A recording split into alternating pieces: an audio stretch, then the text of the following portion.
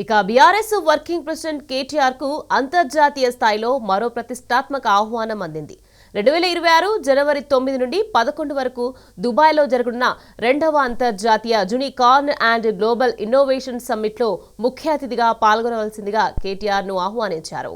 ఇక నూతన ఆవిష్కరణలు, స్టార్టప్ రంగాల్లో కేటీఆర్ చేసిన కృషిని గుర్తిస్తూ ఈ ఆహ్వానం పంపారు.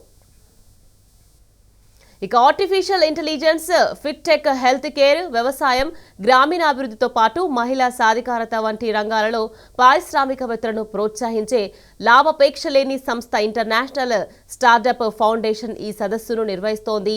ఈ అంతర్జాతీయ సదస్సులో ప్రపంచవ్యాప్తంగా ఉన్న సుమారు 100 మందికి పైగా అంతర్జాతీయ కంపెనీల సీఈఓలు, వెంచర్ క్యాపిటలిస్టులు, పెట్టుబడిదారులు, యువ ఆవిష్కరణలు పాల్గొననున్నారు. ముఖ్యంగా యూనికార్న్ 100K చొరవ ద్వారా గ్రామీణ యువతలో నూతన ఆవిష్కరణలను ప్రోత్సహించడంపై ఈ సదస్సు ప్రధానంగా దృష్టి సారించింది.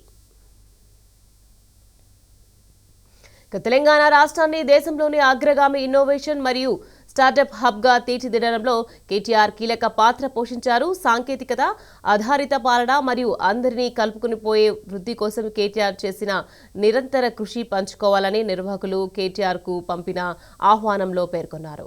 ఇక ఈ అంతర్జాతీయ వేదికపై కేటీఆర్ భాగస్వామ్యం యువ ఆవిష్కరణలకు స్ఫూర్తినిస్తుందని ఆహ్వానంలో తెలిపారు.